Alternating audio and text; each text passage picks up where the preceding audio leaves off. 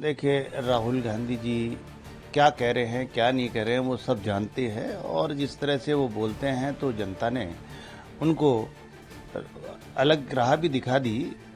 देखिए, वो सवाल क्यों उठाते हैं, क्योंकि ये चुनाव उनके समय के ही बंद किए हुए हैं और वो हवाला भी देके उन्होंने बंद किया है।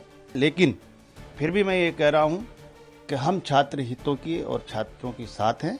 आने वाले समय में जो भी निर्णय सरकार के द्वारा लिए जाएंगे निश्चित रूप से छात्र हित में होंगे। देखिए, राहुल गांधी जी क्या कह रहे हैं क्या नहीं कह रहे हैं वो सब जानते हैं, और जिस तरह से वो बोलते हैं तो जनता ने उनको अलग राह भी दिखा दी कि 2-3 राज्यों में सिमट के रह गए।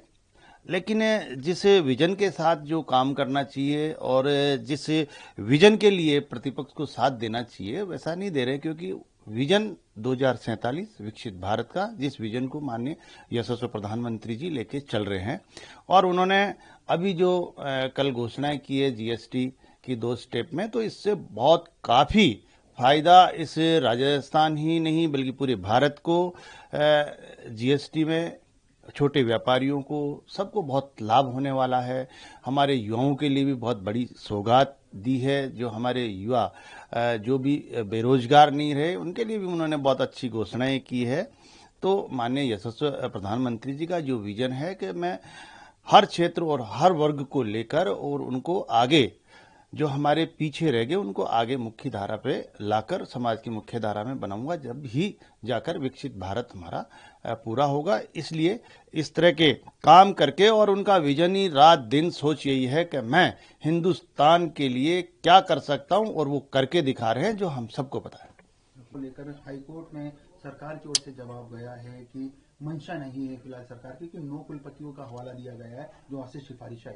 कांग्रेस और पूर्व मुख्यमंत्री अशोक गहलोत इस पर सवाल उठा रहे हैं। देखिए, वो सवाल क्यों उठाते हैं, क्योंकि ये चुनाव उनके समय के ही बंद किए हुए हैं और वो हवाला भी देके उन्होंने बंद किया है।